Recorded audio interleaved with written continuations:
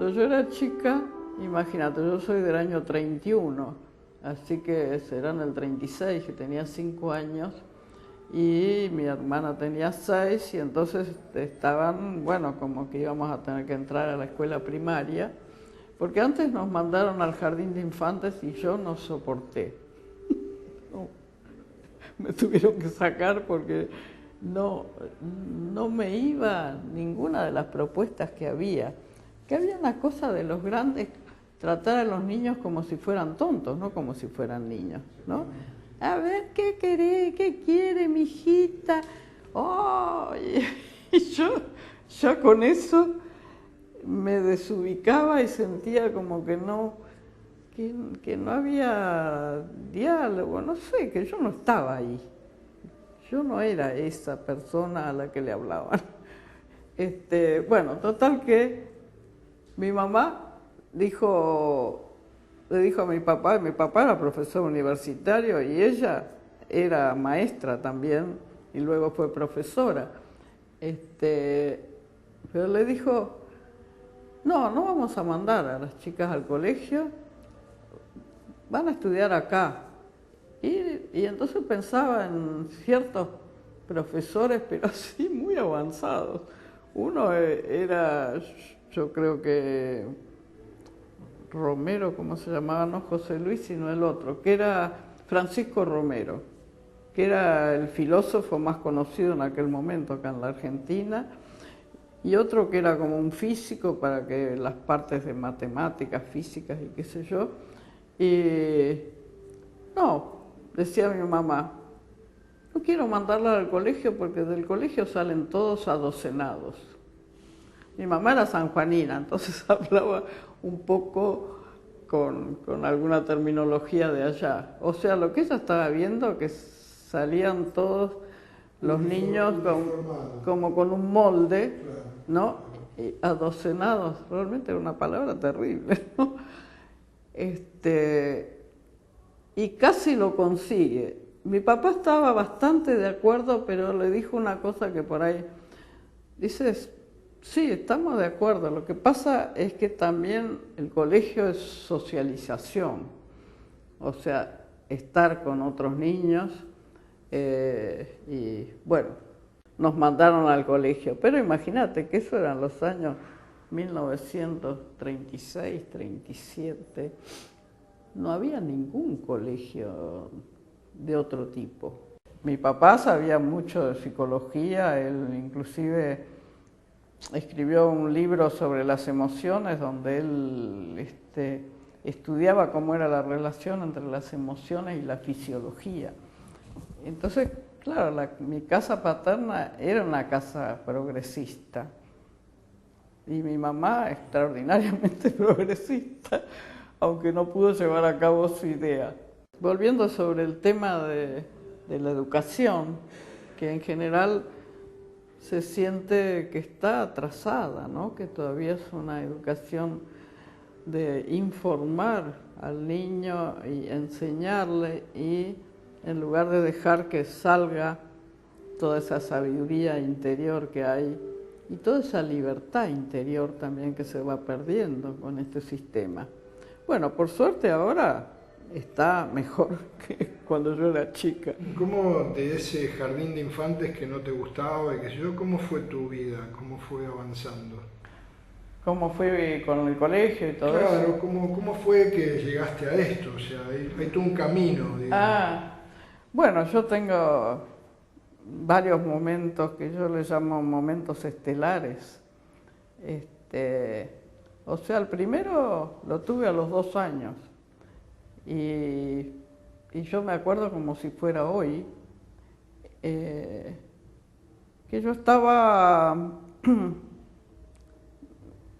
en una habitación de mi casa paterna, materna, había llegado mi abuelo de viaje y traía un baúl de esos que se usaban, y él estaba sacando cosas del baúl. O sea, era una escena nada especial, salvo que yo lo quería mucho mi abuela, estaba contenta de que hubiera venido, pero nada más. Y yo me acuerdo que estaba así, echada de barriga en el suelo, contemplando esa escena y de pronto me sentí que estaba en medio del espacio, en el espacio celeste. O sea que no había techo, no había habitación. Y como si yo desde ahí todavía contemplaba esa escena. Y tenía una sensación de libertad, una cosa tan hermosa, ¿no? Que me dura hasta hoy, la sensación. Por supuesto, nunca se lo conté a nadie, porque no sabía ni cómo contarlo. Y además tenía la idea, a los 2 años, no sé si tenía la idea, pero un poco después, tenía la idea que iban a pensar que estaba loca o algo así.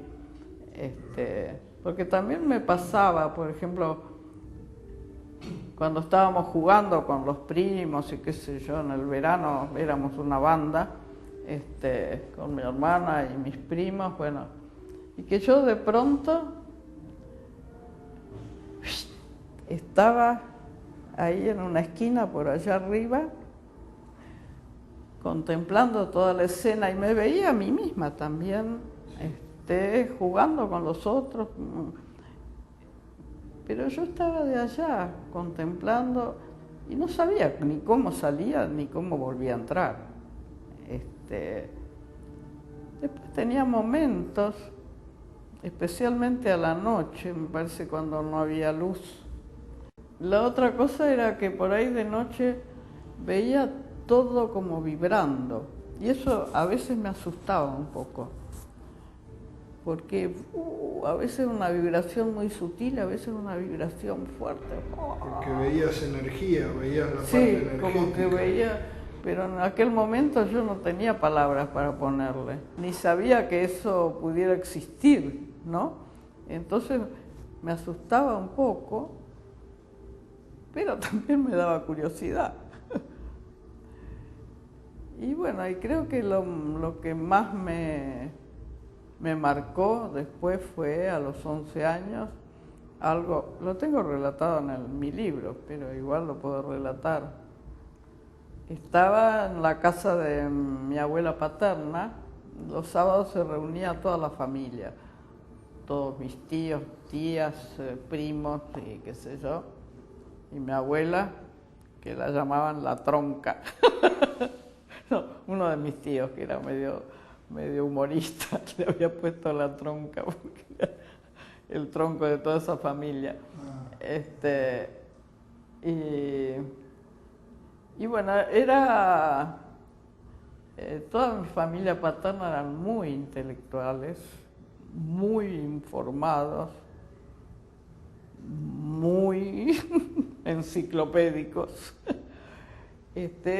Y les encantaba discutir, intercambiar. Era como una especie de duelo a ver quién estaba mejor informado o quién tenía el mejor argumento. Todo en una manera agradable, simpática, pero había esa cosa de fondo como a ver quién esgrimía mejor las palabras y tenía la mejor noticia para dar. Y bueno, yo evidentemente estaba influenciada por todo eso. Tenía algunos tíos que a veces me tiraban la lengua para ver que yo dijera alguna cosa. ¿Qué tenías para aportar? ¿Qué tenías para aportar? Sí. Bueno, y entonces en un momento ya habíamos terminado de almorzar y estaba con un primo mío de mi edad.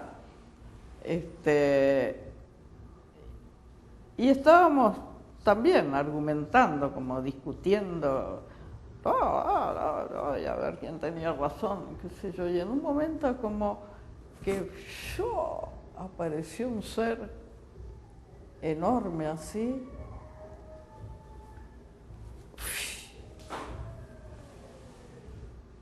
Y me dijo, así como estás argumentando que esta pared es blanca, podrías argumentar que es negra. La dialéctica es tu facilidad y puedes tener mucho éxito en la vida con eso, pero te vas a perder de tu alma. Por ese camino te perdés de tu alma. Y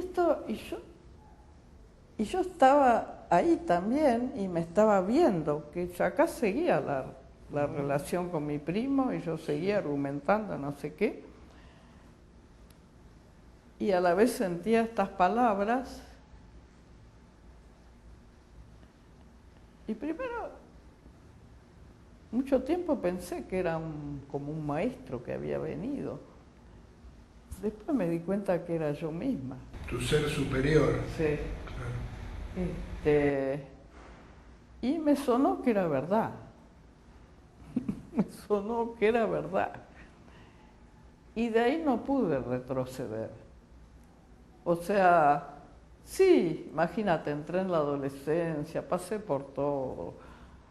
Un momento me hice muy religiosa, así con todo fervor, qué sé yo, pues me duró unos meses, un año después, me hice comunista y estaba en el materialismo dialéctico y así, bla, bla.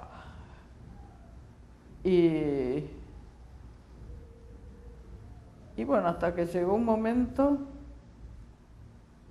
yo tenía 3 tíos abogados, que por supuesto querían que fuera abogada.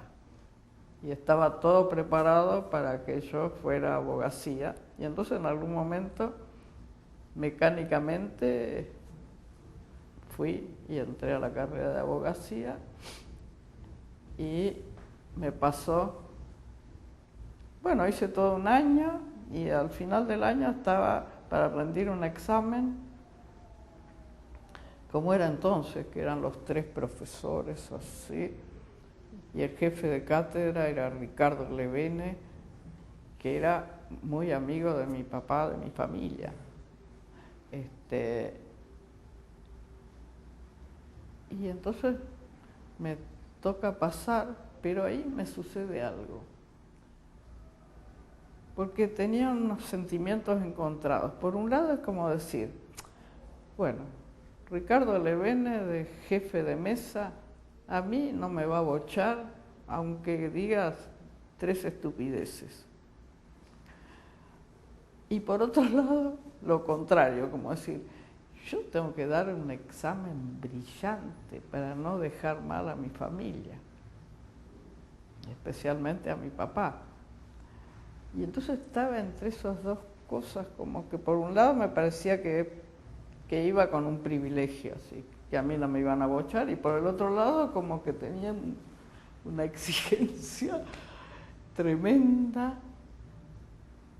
Y entonces en ese momento como que desperté. Y digo, ¿y yo qué estoy haciendo acá? ¿Cómo llegué acá? Y ahí di el examen, sé que me aprobaron, ni sé cómo lo di el examen, pero ya salió la otra parte mecánica y salí de la Facultad de Derecho y no volví nunca más. Claro.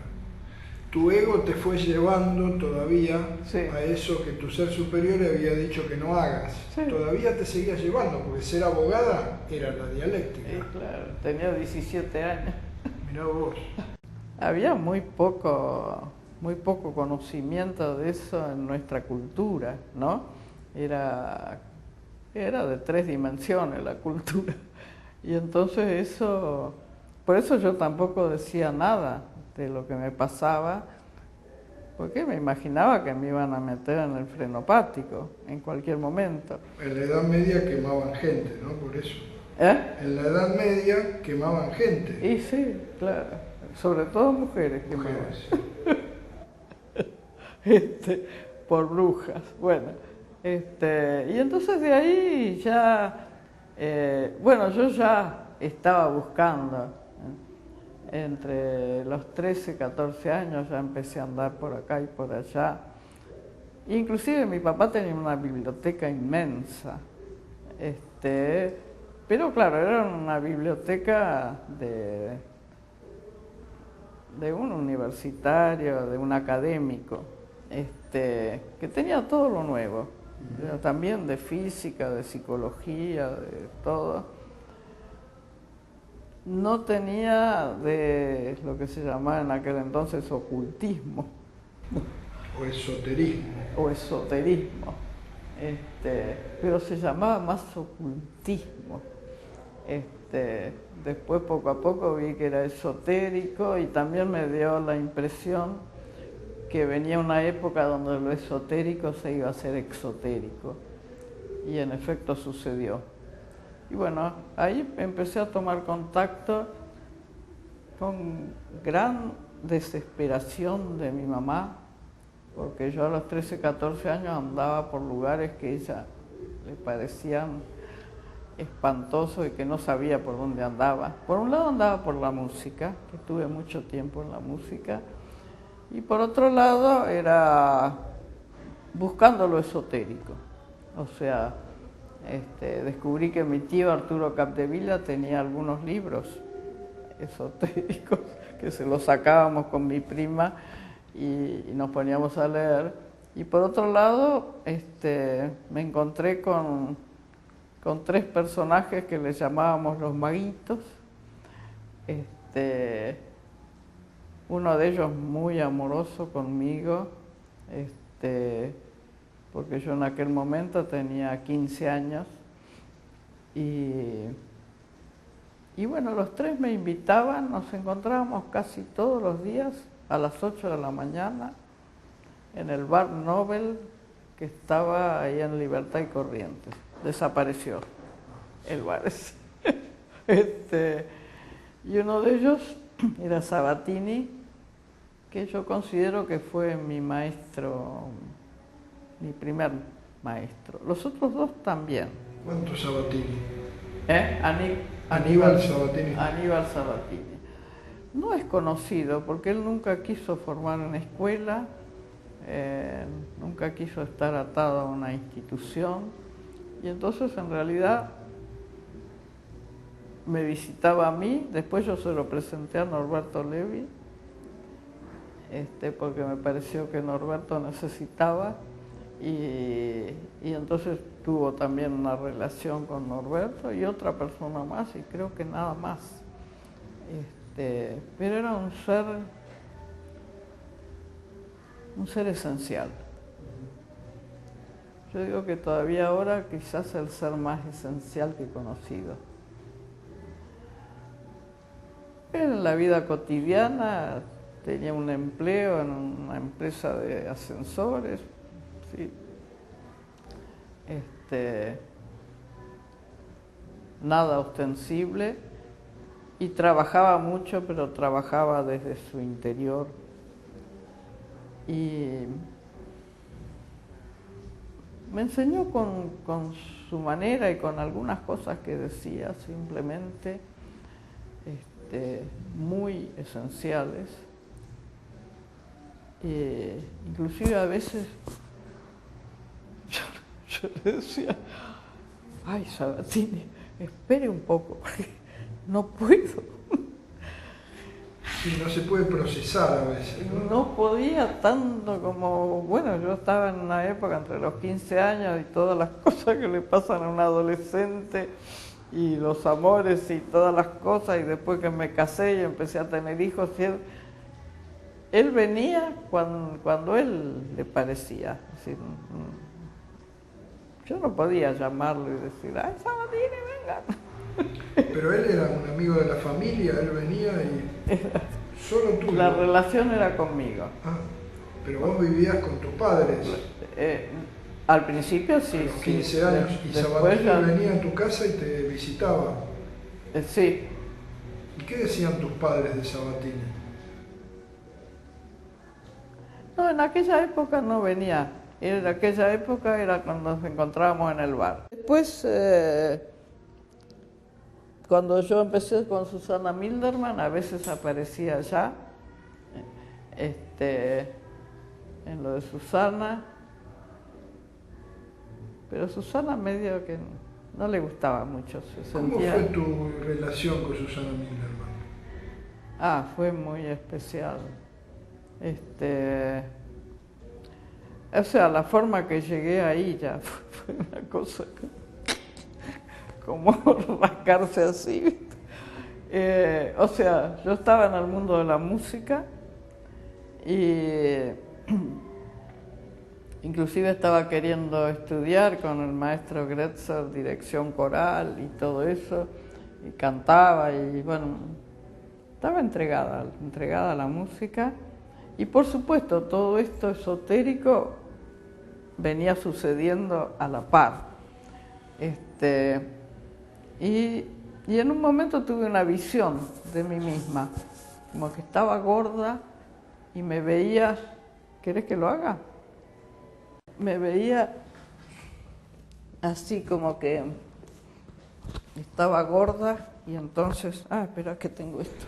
Tenelo en la mano, ahí está. Y que iba así, como de acá, llevada de acá, y el cuerpo arrastrado atrás. Y lo veía en imagen, casi como si fuera dibujo animado. Y entonces que iba así, y entonces lo que oía decir, sí, vos vas llevada por la idea, pero vas arrastrando tu cuerpo con la idea.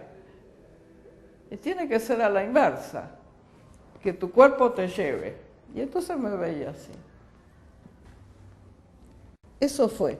Y entonces empecé a pensar, bueno, yo detestaba todo lo que fuera, qué sé yo, deporte o cosa de esa.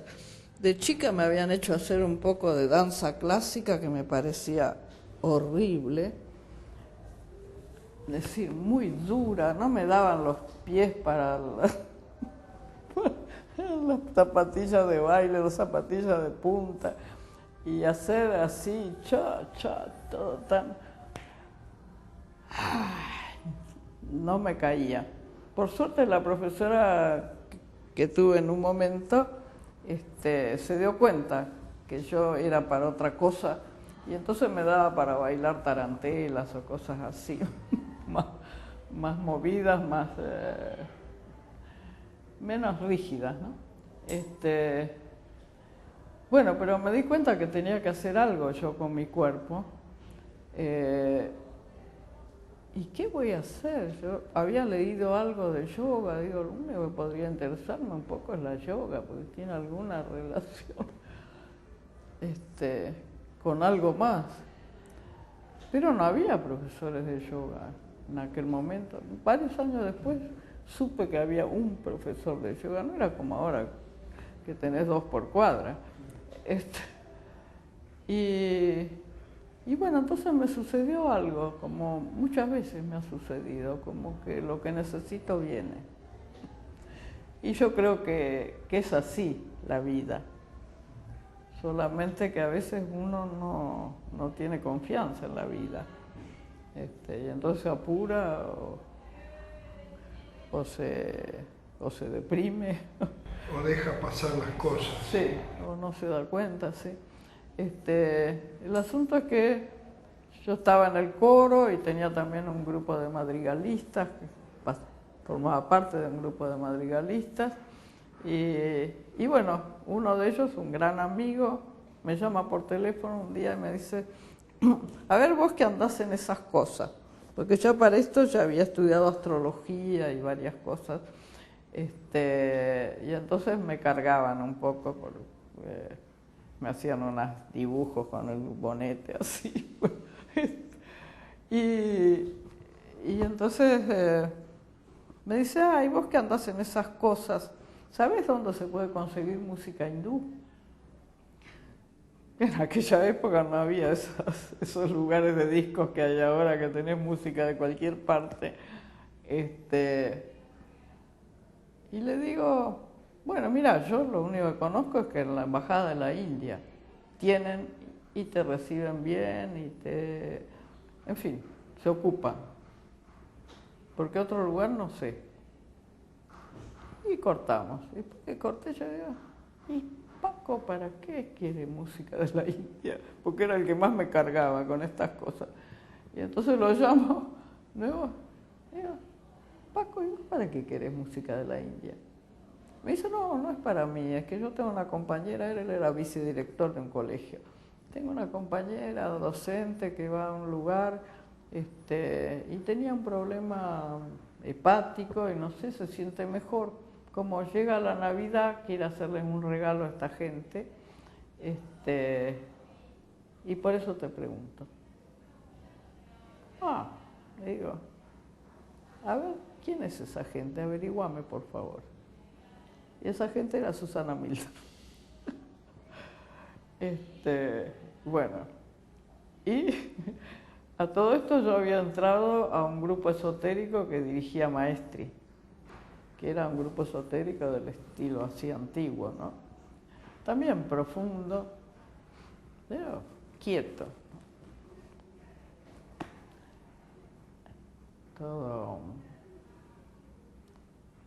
Todo muy ceremonial.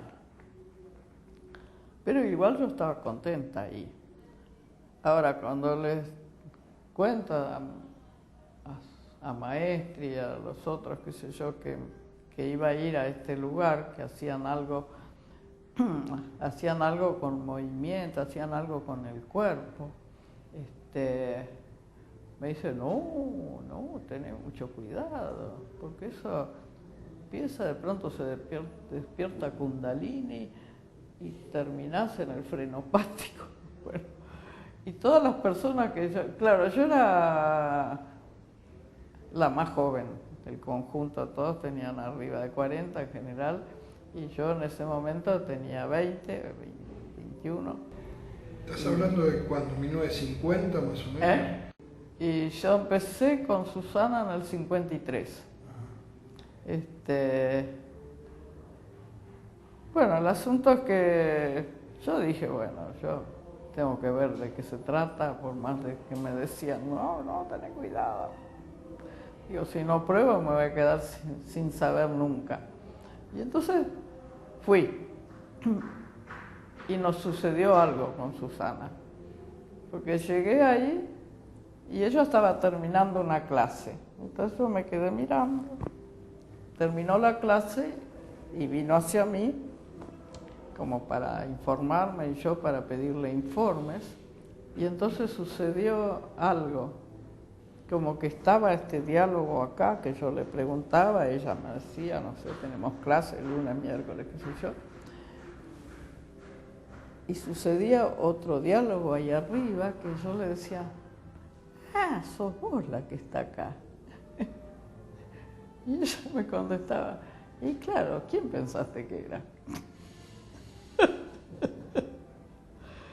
Pero así clarito, que en el momento no dijimos nada, nos quedamos con el diálogo oficial,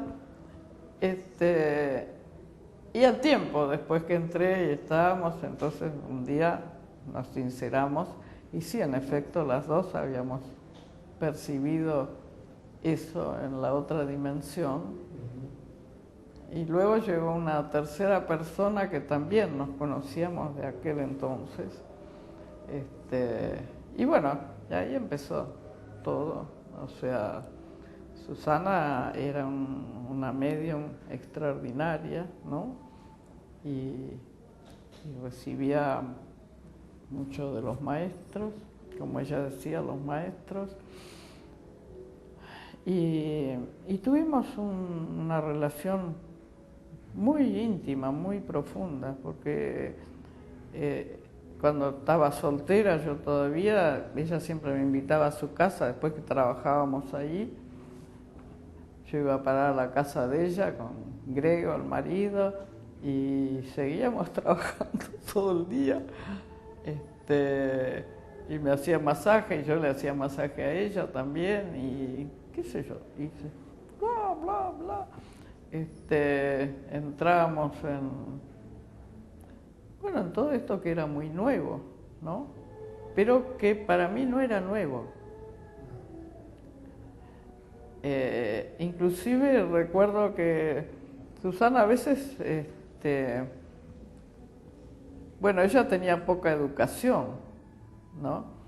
Después con los años fue, desde luego, mejorando mucho su información, su educación, pero en aquel entonces recién estaba empezando con esto y yo recuerdo que cuando ella decía que era el maestro o el maestro, o los distintos maestros,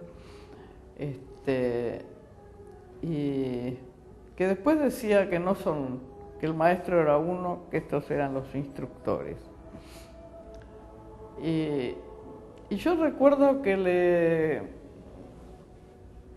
le daba palabras, como que por ahí ella estaba buscando algo y yo tenía la palabra, o sea que tengo la impresión que estábamos medio en el mismo cable, siendo ella una medium fantástica y yo... Y vos la complementabas en cierto aspecto. Sí, claro. Porque tenía más desarrollo intelectual, más desarrollo del lenguaje. Más herramientas. Y entendía perfectamente lo que estaba diciendo, que mucha gente no la entendía porque era muy críptica la forma en que hablaba en aquel entonces. Y después yo creo, porque después yo no la vi casi después del año 65, cuando empecé con Río Abierto, ya la vi muy poco, entonces lo que ella hizo después no tengo mucha noticia, ¿no? Creo que por los libros evidentemente algo del lenguaje cambió o tuvo personas que le ayudaron a verter las cosas de una forma más clara. En aquel momento para mucha gente le resultaba difícil entender. Para mí me resultaba facilísimo. En realidad era lo que estaba esperando oír. ¿Y de ahí proviene Río Abierto? O sea... Sí. De ahí, siempre digo que tuve mi maestro Sabatini, luego mi maestra Susana, y luego tuve otros maestros también, que están acá en los salones, tienen su nombre, Saruma, y otro que considero maestro, aunque, bueno, tuvimos una relación que no era de maestro a discípulo, pero para mí, que era Ramón Muñoz Soler, que siempre recomiendo los libros de él porque me parece una persona que abrió un espacio. También en aquel momento, en los años 60 y algo, 70, si lees los libros de él vas a ver que habla de una manera que parece actual, o a veces inclusive más adelantado a lo actual, ¿sí? Y tenía mucha la idea como que en mí cada vez se afianza más. O sea, vos sabés que yo ya no le llamo cuerpo, le llamo mi naturaleza.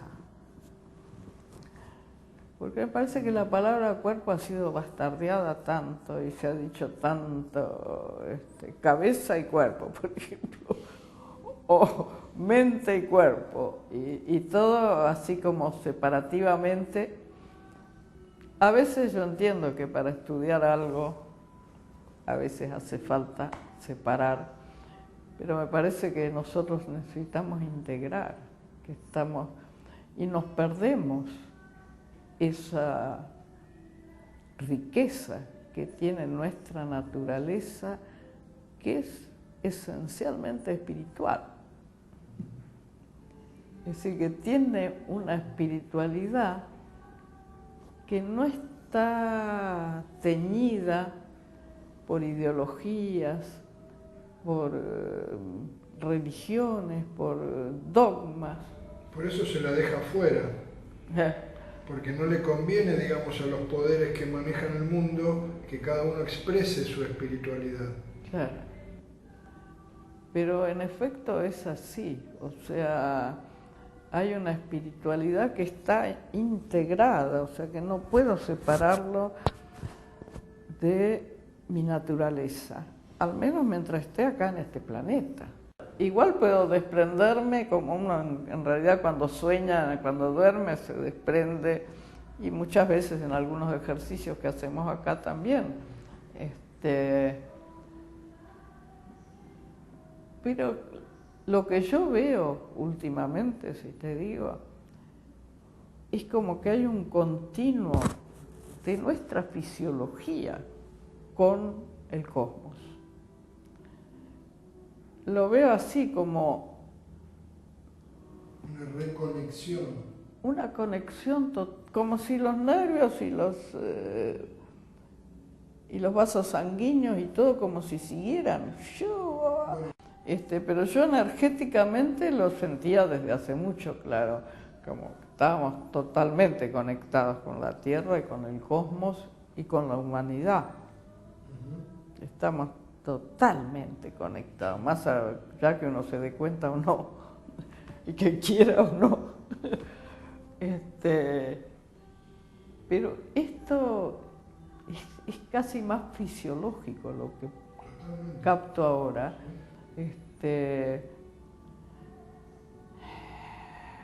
O sea que hay otra manera de vivir, que yo te digo, lo estoy descubriendo cada día, no es que ya esté todo, no, porque es de una riqueza infinita. También esa prolongación no tiene fin, no tiene fin. O sea, yo lo que siento es que voy hasta un lugar, porque en general estoy trabajando con un grupo, ¿no? Yo solo no trabajo mucho, en general trabajo con la gente. Solo me suceden cosas, pero no trabajo. Pero que veo que voy hasta un punto y llego hasta donde se puede hacer un círculo que abarque a todos. Y siento que podría ir más allá, posiblemente si tuviera un círculo de gente mayor. O decidiera desprenderme de la gente y seguir para allá. Pero yo siento que mi trabajo está íntimamente unido a la gente. Que yo no voy a sentar una doctrina, ni me interesa, ni hacer una escuela filosófica. A mí me interesa que los seres humanos vivamos plenamente. Y todo lo que pueda hacer en ese sentido, ahí estoy.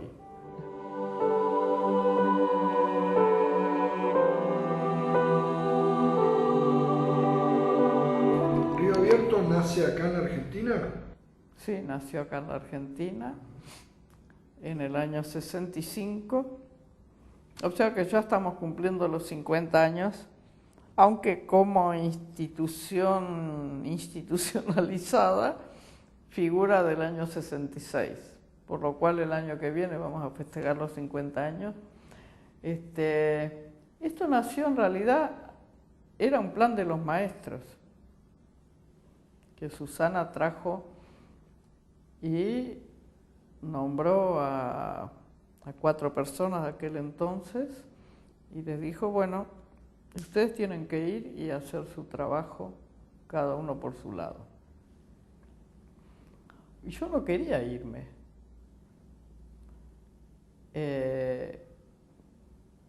Pero bueno, acaté la idea, me pareció que tenía sentido la idea, y a mí me tocó este barrio. Inclusive estaba dividido por barrios y entonces a partir de ahí empecé a trabajar por mi cuenta y recibir también enseñanzas, descubrir. Es decir, yo nunca he sido una medium del tipo de Susana, pero sí tengo una conexión que funciona y creo mucho en la creatividad humana y creo mucho en que estamos conectados, o sea que está todo ahí.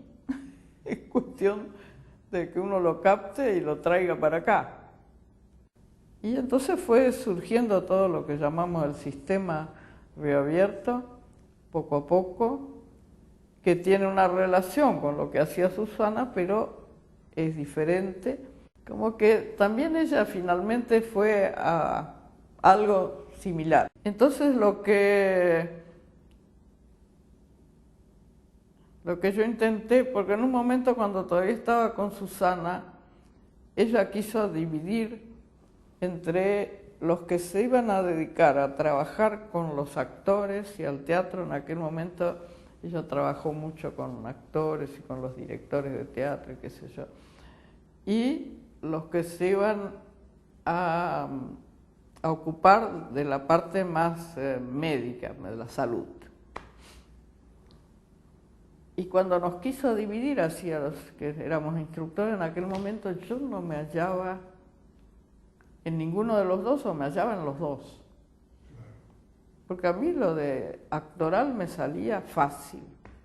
Y la salud siempre es algo que lo tengo muy presente y me importa y bueno, tengo muchas ideas con respecto a la salud.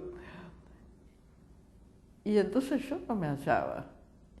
Y cuando ya me tocó ir a hacer por mi cuenta, dije, claro, lo que pasa es que a mí me interesa el desarrollo integral del ser humano y eso incluye la creatividad, incluye que pueda manifestarse de distintas maneras lo que puede hacer un actor, pero con sus diferentes yoes, que pueda manifestarlo, sus diferentes maneras de ser y que se pueda conocer, que pueda haber un desarrollo de la conciencia, de manera de no ser unos yoes así separados, sino que pueda haber una integración con su ser más profundo, y que este ser pueda tener muchas maneras de manifestarse, pero que haya una noción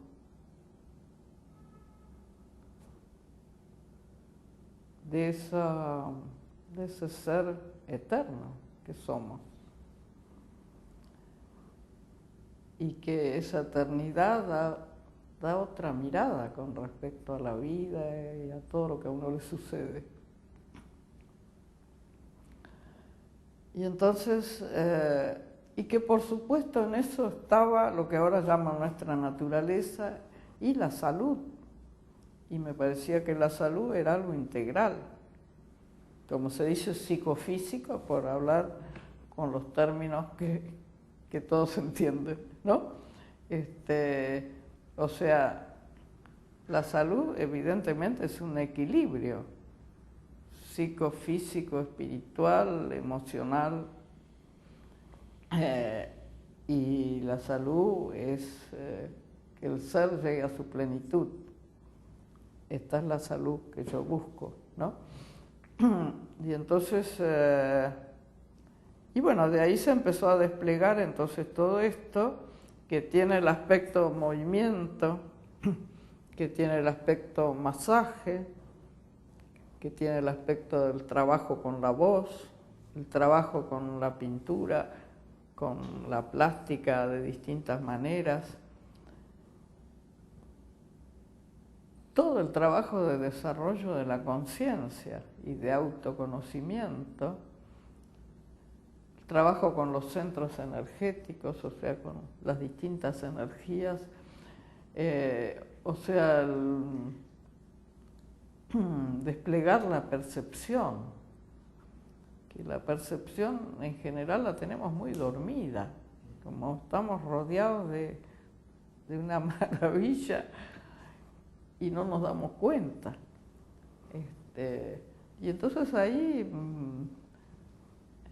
claro, todo lo que trabajamos con el cuerpo, como se dice, para mí tiene que ver con todo.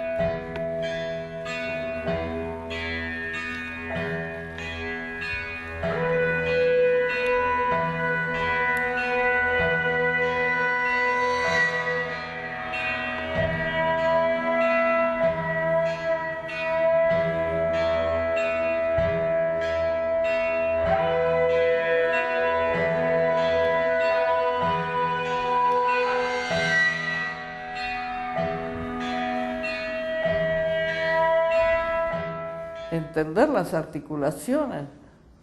Las articulaciones, hay un espíritu en las articulaciones que es bueno descubrirlo, porque entonces empieza uno a fluir. Y como eso te digo, con los músculos, con todos los órganos que tenemos, pero como en movimiento, una de las cosas evidentemente son las articulaciones, y mucho el trabajo con los espacios. O sea, lo que ahora la física lo dice con todas las letras y con la maravilla de ver las cosas en el microscopio, como sea, somos casi puro espacio. Entonces, ¿por qué tenemos contracturas y cosas? Y esto que no funciona y que no puedo respirar y que todas las cosas que nos pasan a los humanos, en una cultura donde la enfermedad tiene carta de ciudadanía y la salud no tiene carta de ciudadanía.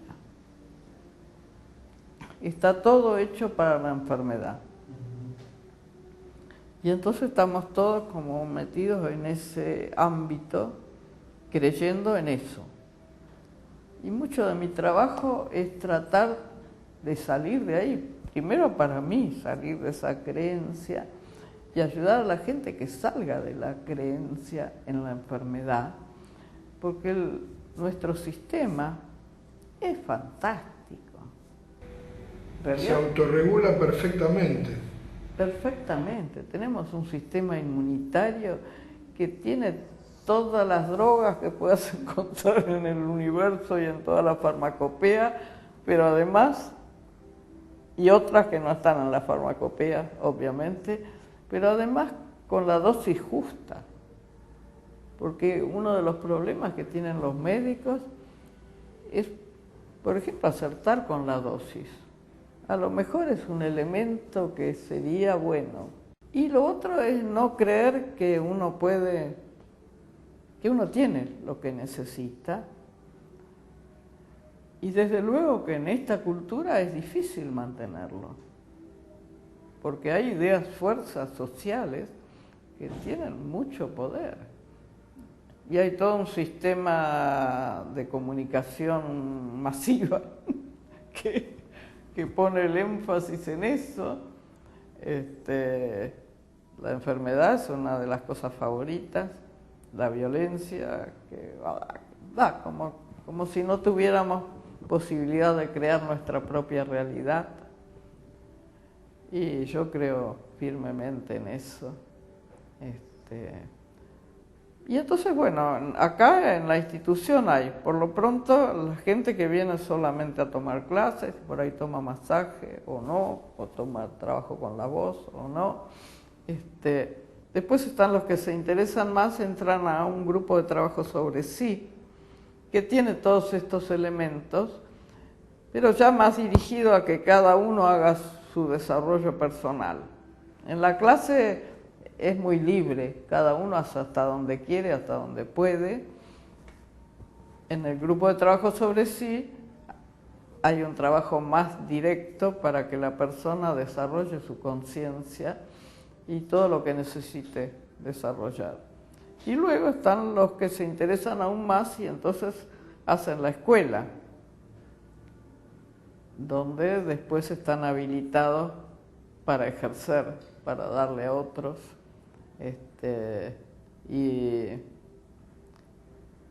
Y bueno, una de las cosas que se ve en general acá, yo creo, es que cada instructor, que los instructores no son todos iguales, o sea, no somos adocenados, como decía mi mamá, sino que cada uno va encontrando su camino dentro de que estamos en la misma línea, pero no es, el sistema no es que tenés que hacer primero este ejercicio, después el otro, no.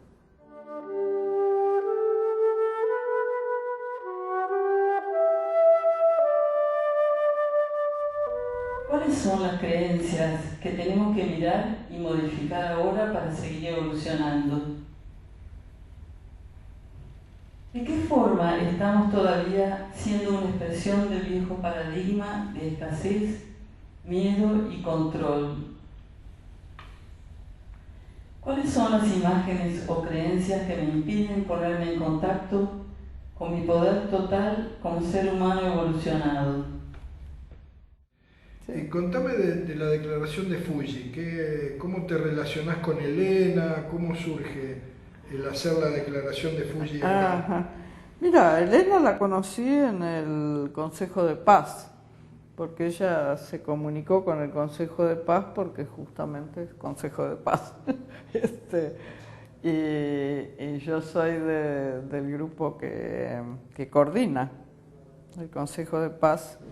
Y entonces la invitamos ahí, que viniera una de las asambleas y ella mostró todo el tema. Y después, bueno, ahí inmediatamente se hizo una relación que te diría que es profunda, aunque no nos vemos casi con Elena, pero si viene nos vemos y si no, yo sé que está y ella sabe que estoy. Para mí la declaración de Fuji vino a llenar un espacio que hacía falta.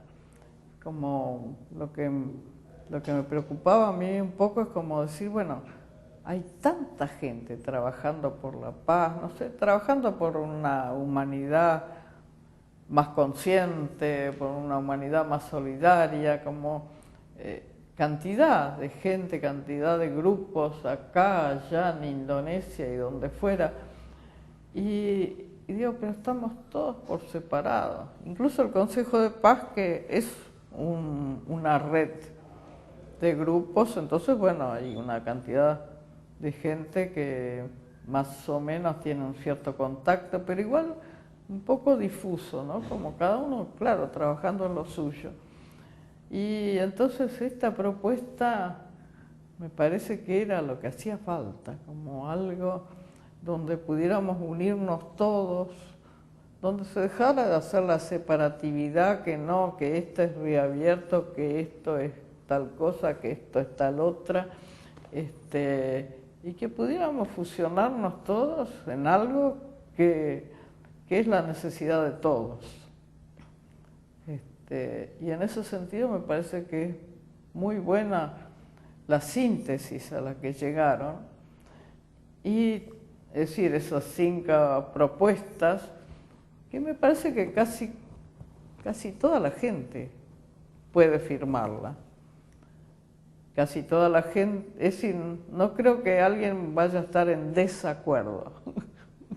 Puede a lo mejor no querer firmarla, no tener ganas, o quizás que no le llegue, pero por lo menos a todos los que estamos, evidentemente nos llega y nos da una esperanza de unión que tenga una potencia para que realmente haya una transformación en nuestro mundo, en el planeta Tierra. ¿Y vos ya lo vas viendo eso? Yo veo que va habiendo una transformación desde hace mucho. Ahora con la declaración de Fuji todavía no te puedo decir, no sé. Creo que hay que darle un tiempo. Lo que sí veo es que, digamos, yo la única que estuve es acá, en Río Abierto. Cuando se hizo allá en La Reja yo estaba de viaje, y me pareció que era hermoso lo que se daba. Y que se juntaba gente que a lo mejor de otra manera no hubiera venido acá, ¿sí? Y esta es una de las propuestas, ¿no? Que vayamos todos a cualquier parte con tal de estar en una misma intención. Y aunque no tengamos un rótulo, yo soy de la escuela tal o soy del instituto tal, eso me parece que es porque un problema que tenemos en nuestra cultura es el individualismo, ¿no? Y a veces se pasa del individualismo al individualismo de las instituciones, o sea, la separatividad. Y bueno, me parece que como individuos, que quiere decir indiviso, que uno esté integrado, pero no separado. Y me parece que la declaración de Fouché en ese sentido puede ser una solución muy esperada.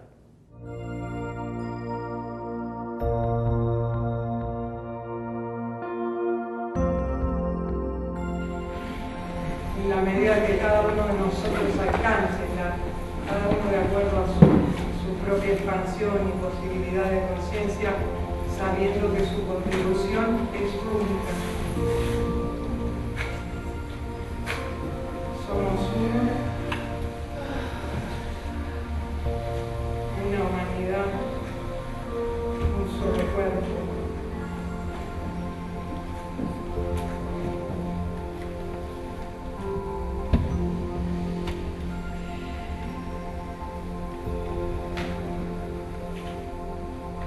Millones y millones de células. Y ahora nos venimos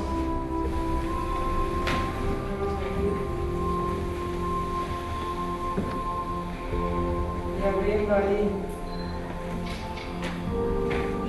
la antenita que somos cada uno de nosotros, dejando llegar aquí el cielo a la tierra. Me abrazo cada uno internamente, o me quiero, me acepto, hago la paz, toda la paz que pueda, conmigo misma, conmigo mismo. Estuve también en Uruguay, con Graciela Figueroa. Contame un poco de tu relación con ella. Mi relación con Graciela es antigua también. Yo cuando empecé con Río Abierto, en un momento, pues yo a veces siento que me dicen al oído algo. En un momento era el año 72, ya hacía del 65 que había empezado, y me dijeron: para el año 76 vas a empezar a viajar mucho. Y yo pensé, ¿cómo? ¿Con qué? No tenía plata para viajar, no tenía mucho interés en viajar tampoco. Yo no tengo alma turística. Y es más, yo he ido a lugares así, a veces muchos años, y no conozco los principales puntos turísticos de esos lugares. Bueno, pero el asunto es que el año 76 vas a empezar a viajar mucho. La primera invitación para ir al exterior la tuve en enero del 76, que fue para ir a Bahía, Salvador, Bahía, por un grupo de psicólogos que estaban ahí intentando hacer una institución que supliera un poco las falencias que tenía la carrera de psicología allá en la universidad. Entonces, un grupo interesante, y trabajé con ellos varias veces, les interesó mucho, y de pronto una de las psicólogas que era de ese grupo se mudó a Río de Janeiro, y entonces, estando en Salvador, me llamó. Me dijo: ay, mira, acá en Río de Janeiro hay un grupo que está muy interesado en hacer el trabajo, ¿podés venir? Y bueno, la primera vez fui así por unas horas, no tenía más. Pero ahí, en ese grupo, estaba Graciela Figueroa. Graciela, bueno, vos sabés que ha sido bailarina, coreógrafa, sigue siendo coreógrafa, y creo que también ella baila por ahí. Y en aquel momento la habían contratado como coreógrafa, como profesora de danza, me parece. en la universidad allá. Y bueno, había un grupo que en parte era el grupo que estaba trabajando con ella. Y bueno, la primera vez que yo fui ella no estaba, la segunda vez que fui, porque en aquel momento fui mucho a Brasil. Los primeros instructores de allá se formaron casi así, con lo que yo iba. Y bueno, la segunda vez sí estaba, yo no la conocía, ni sabía que ella tenía esta relación especial, que en realidad era la profesora, la maestra de danza de muchos de ellos. Algunos formaban el grupo Coringa, que fue un grupo que se destacó allá, y otros simplemente iban a las clases. Y lo que me llamó la atención con Graciela, primero, y yo estaba, parecía como un indio, así, callada, aparentemente escuchando, pero... Y después, bueno, pasamos al movimiento, y claro, yo la veía que se movía con toda facilidad, pero me seguía a la perfección. Y en el momento que les doy para ser libre, ¡buah! Y empieza ella, digo, chao, es la... Vos sabés que acá trabajamos con apolíneo y dionisíaco, ¿no? Y oriental, las tres líneas. Y digo, la primera bailarina dionisíaca que veo.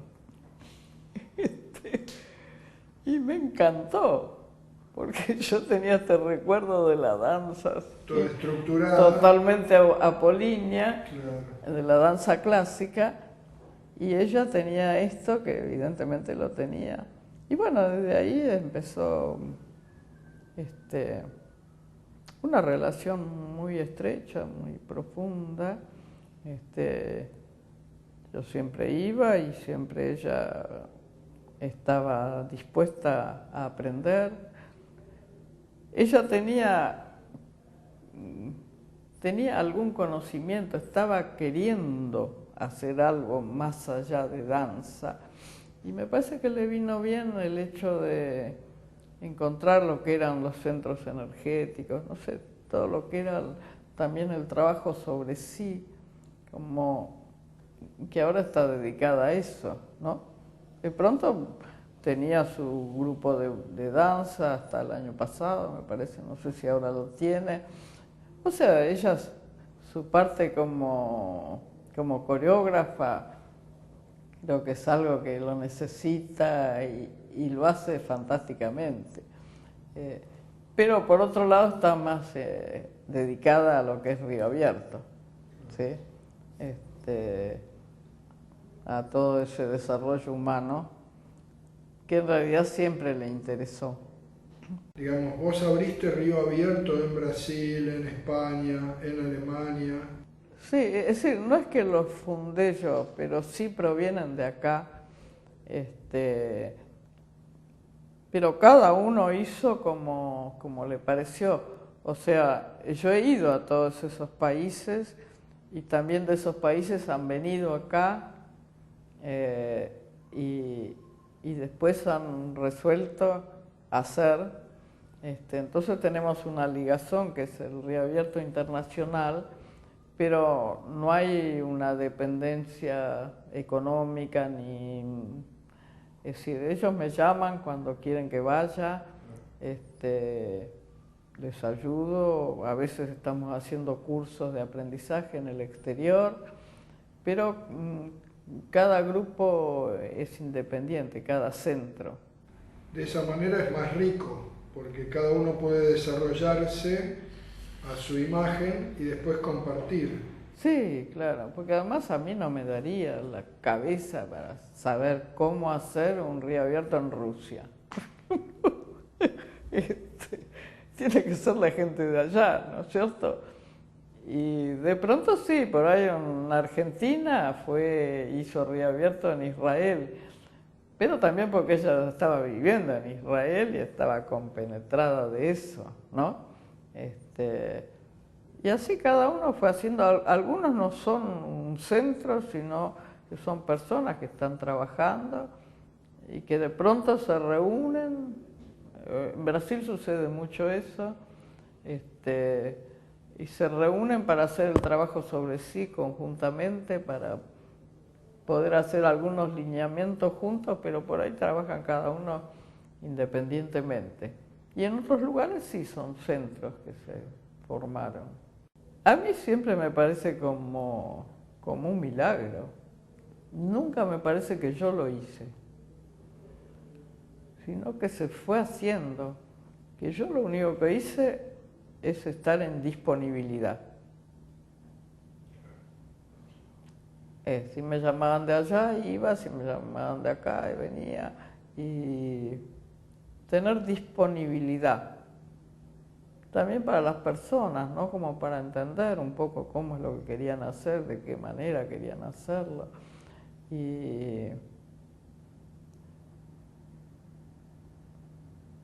Pero no tengo la sensación de haberlo hecho yo. Siempre he tenido gente que ayudaba, inclusive mi ex marido ayudó mucho para poder tener este edificio, porque él también creía en esto. Y también era una persona desprendida, o sea que no, como yo. Yo nunca busqué un rédito de dinero ni réditos políticos, sociales, qué sé yo, sino hacer el trabajo que me parecía que había que hacer. Bueno, te agradezco mucho, en nombre de todos tus alumnos, de todos los años, de toda la vida. Gracias. Bueno.